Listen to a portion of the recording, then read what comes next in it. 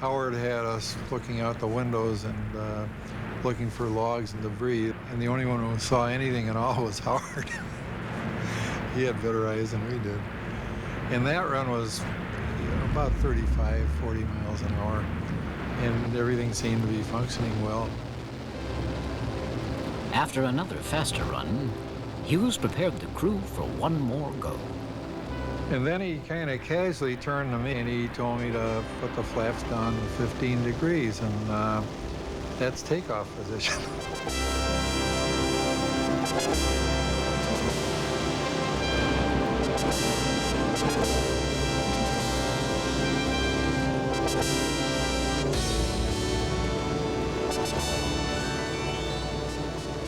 He was surprised when it took off, and he recovered rapidly from the surprise and executed a beautiful landing, but his first words when we hit the water was, "Boy, those flaps balloon this thing." I think Howard intended to lift it off a few feet just to prove that it would fly, but I don't think he really intended to lift it off as high as he did. I was alone with him. We're riding back to LA, and I said, "Howard, did you mean to take that off today?" And he looked at me. "You'll never know." And I don't know to this day. I don't think anybody else does. The Spruce Goose never flew again, but it remains to this day the biggest aircraft ever built. With peace in Europe came the Cold War, reaching flashpoint in Berlin. The city lay marooned in the heart of East Germany, accessible from the west only by specified roads or along 3 air corridors. In 1948, the Russians closed the roads and enforced a blockade.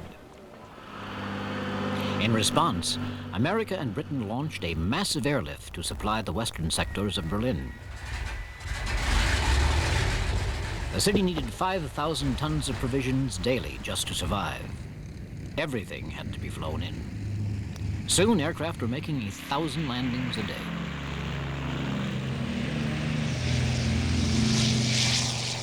That air corridor was just like a jammed-up freeway. Take off, and you knew right behind you was a string of aircraft, just like they're on one continuous string. As you make a turn where you could look back, you'd see airplanes coming up off Rhine-Main in a steady stream.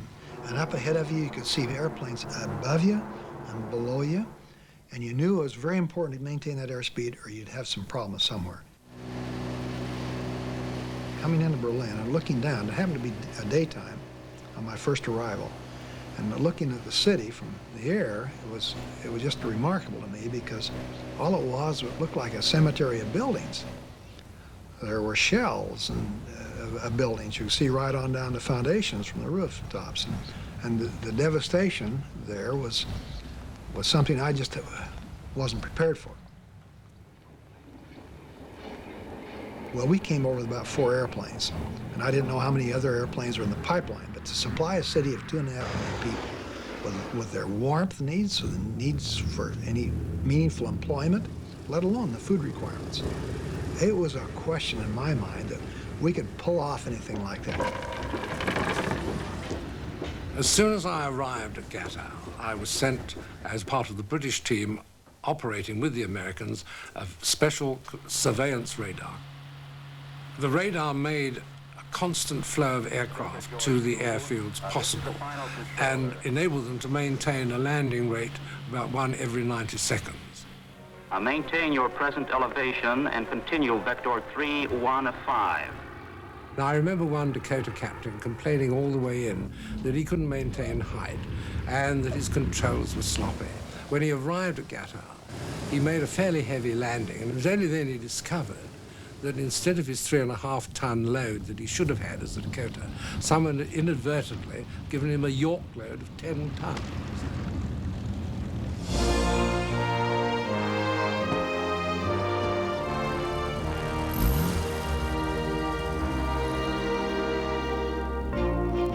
The aircraft flew in on the northern and southern air corridors and flew out on the western one. They landed in one of 3 airports in the western sector, or on Berlin's lakes. The schedule was relentless, airplanes arriving and taking off in a continuous chain.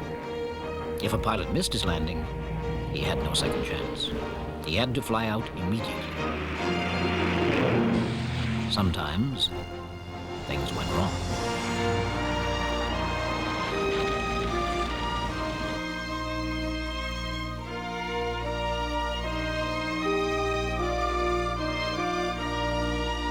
The airlift lasted 15 months, clocking up more than 250,000 flights and delivering nearly 2.5 million tons of supplies. Triumphantly successful, it forced the Russians to lift their blockade, and it raised the morale of the Berliners, beginning a new partnership between victor and vanquished. One American captain flying into Tempelhof got the habit of dropping his spare chewing gum packets out to the children gathered underneath. And of course, no time at all, his aircraft got recognized, and I believe that the children used to call him the candy bomber. I was trying to keep it a secret because you weren't supposed to drop things out of airplanes. Bombs are okay maybe, but not candy and gum. Well, I knew that we'd have to parachute the things so that the kids would be able to see them. And so I took just ordinary handkerchiefs and made parachutes just like the handkerchief in the rock trip. Tied the candy bars and chewing gum on these strings, rolled them up, and then we'd push them out the flare chute. That's how I got to be known as the Candy Bomber, or Uncle Wiggly Wings, as some had said.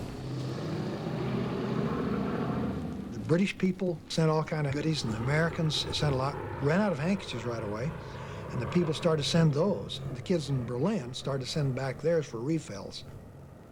The international press had to put out that I was a bachelor, which I was at that time. But when that word got out, the parachutes started coming in black lace, perfumed, had all kinds of handkerchiefs. But one day we came and there was kids all over the ramp. And I don't know how the word got out that I might even be there, but they asked questions and pretty soon they identified me and came out of the hold, and there they were. The whole ramp was filled with them.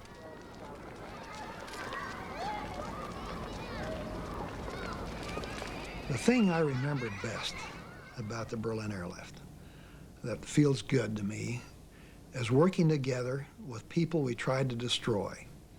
And here it was in Berlin, the scene of some of the most devastating bombing, and the British and the Americans and the French pulling together with these same people that we're trying to destroy to save their life.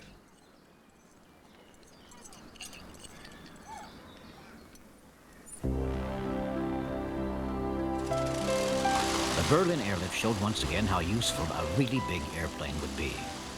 The British were already building one, the 8-engine Bristol Brabazon, the largest land plane ever built in the United Kingdom. Like all its predecessors, though, it did not have enough power and was soon abandoned.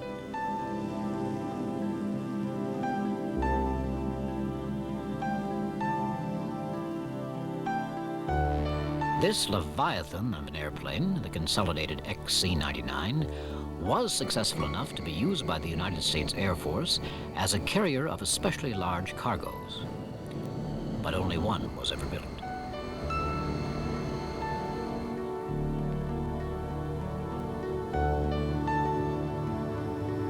What these big aircraft needed to operate effectively was more power. And with the invention of the jet engine, finally they got it.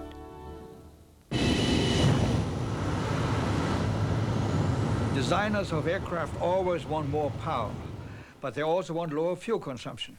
And a propeller was just about at the end of its line. There couldn't be any more further thrust out of it. And so the invention of a jet engine was the ideal way to suddenly provide enormously more power, but also at a higher fuel consumption. The J-79 was the first engine where the fuel consumption was dropped so dramatically because of higher pressure ratio inside the engine. 20 years of development in jets had at last produced an engine that solved the power problem. It was the breakthrough that created a new generation of large airplanes.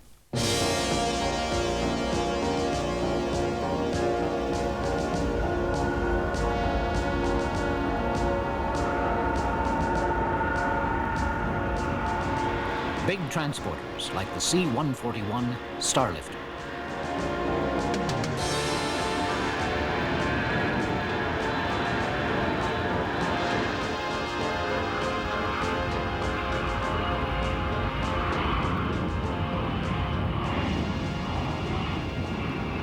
141 was a very, very important airplane because it's the first time we ever designed a military strategic airlifter. The jet age brought to us what we've been looking for so very, very long, and that is speed, long range, heavy payload. That's what airlift requires, and that's what the jet age ushered in for us. And the 141 was the first jet airplane designed to do a military airlift job, and a superb machine it is.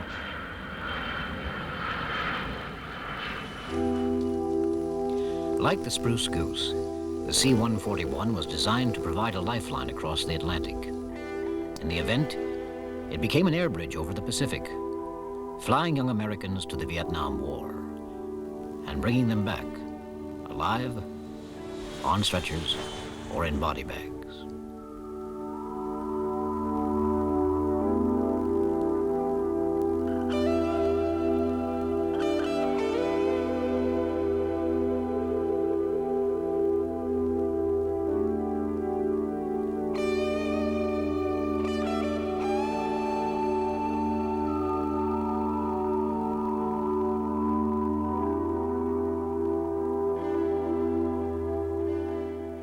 Vietnam would be perhaps hours of boredom interrupted by moments of extremely frightening situations. We've been doing ambush operations off a major highway northwest of Saigon, and at one point I walked back, and as I was approaching the edge of our ambush position, an enemy soldier opened up from a concealed position and got me. Thank God he was a young soldier, because an AK-47 is uncontrollable automatic fire. He didn't hold the weapon down, and the entire 30-round clip was fired, of which I think one, maybe two bullets struck me, and the rest went over my head. The men made some sort of a poncho stretcher, and I was sort of dragged to a landing zone in a rice paddy and put on board a helicopter, taken back to a field hospital outside Saigon. After I stabilized in the hospital, I would think not more than 4 or 5 days, we boarded the C-141. But I was seriously wounded, a lot of pain, and a lot of medical procedures were being performed on me. I was just very, very uncomfortable. And the first real feeling of any security I had was when I saw the airplane. I knew what it was, but that was my Freedom Bird. That was my ride home. No one went to Vietnam thinking that they would come home seriously wounded. You thought about living, you thought about dying, the horrible things, but never about having to come back helpless. The C-141, that's where it fit in our experience. It was there when we needed it. There was no other way back to the States quickly.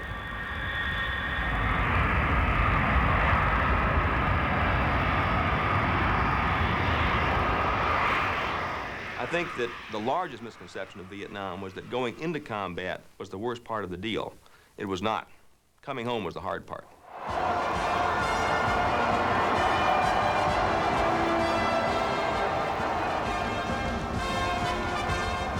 As the Vietnam War was drawing to a close, Lockheed unveiled an even bigger aircraft. So big that just 17 of them could have carried out the entire Berlin airlift.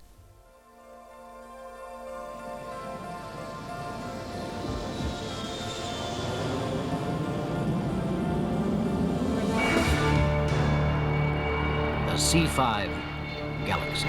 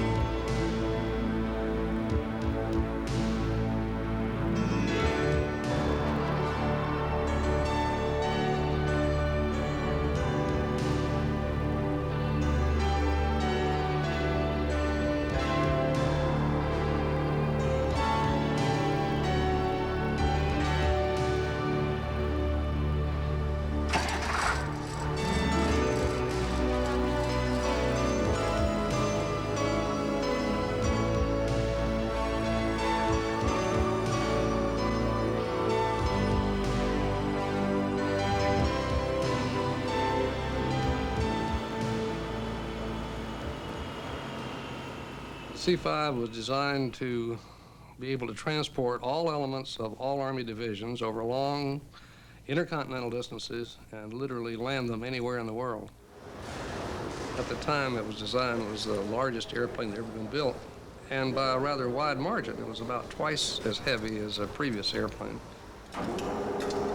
There are a lot of ways to characterize the C-5. One is that the main cargo compartment will hold 6 Greyhound buses. The fuel capacity is equal to the entire weight of a C-141. The paint on the airplane is over a ton of paint on it. And so from any way you measure it, it's an impressively large airplane. Historically, aircraft designers have always needed more power. The C-5 was that happy circumstance in which suddenly an engine was available to us with sufficient thrust and performance to make the airplane concept a successful one.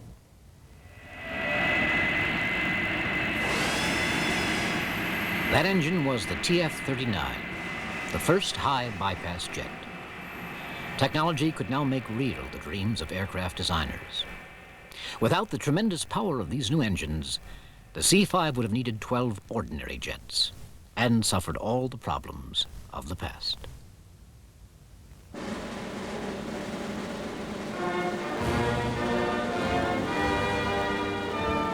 The pilot of the first test flight of the world's biggest aircraft was Leo Sullivan. I received lots of letters and quite a few phone calls asking me if I had my right senses about me in order to fly the aircraft. Some of them felt that it would never fly. We know it will never fly. God didn't mean for it to fly. Other people said that we were going to die in the aircraft because nothing that big should go in the air. We had said we'd fly that morning, come in at 6 o'clock, and we'd fly when the airplane was ready. We taxied out to the end of the runway, and we did take off exactly at 7:47. It wasn't planned, however, it worked that way, and it is kind of ironic in the situation that we were in where we were competitors for a program, and of course, Boeing's done beautifully with their 747 aircraft since. 303, wind up, cleared for takeoff. 303. When you're setting up controls on the end of the runway, you're thinking there's quite a bit tied up in this for the future of the company. You sweat a little with your hands, push up the power and go. 570, 75, 80, 90, 100, roger, 110, 120, We rotated right where we were supposed to and flew off just as beautifully as anything in the world. Airborne, airborne. Oh, good. The one thing that was very noticeable was the smoothness and the ease at which the aircraft flew. And for people who haven't flown large aircraft, they fly much easier than small ones because they're not affected by gusty, turbulent air, and they're very smooth to fly. And they're like a bowling ball going down an alley. There's not much displaces them.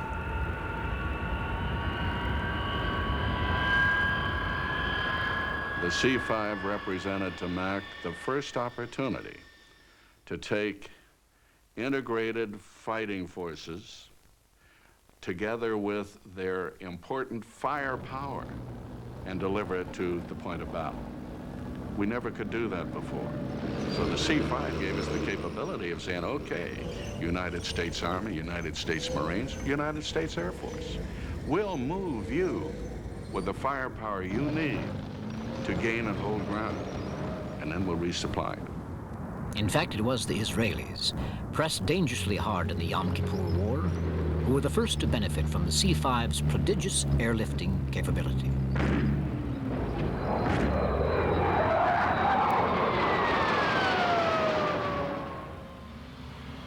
Mrs. Golda Meir, then the Prime Minister, came to our president and asked for help because their armed forces were fighting a battle of attrition, and they were going to lose, no doubt about it. And they were rapidly running out of ammunition and very badly needed supplies. The only way to stabilize it is to get in there with some equipment and some people to make sure that those forces engaged in battle would not be overrun.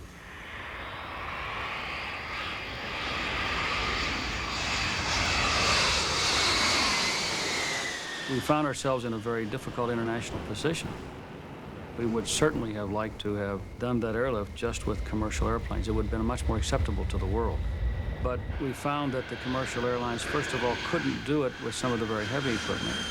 And those that did have some limited capability to do what was needed were not terribly interested in it because of their relationships with not only Israel, but with the Arab world.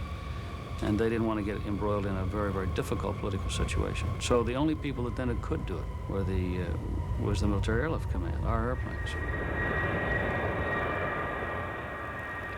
The arms and equipment flown in by the C-5s in response to Israel's cry for help had a decisive impact on the war.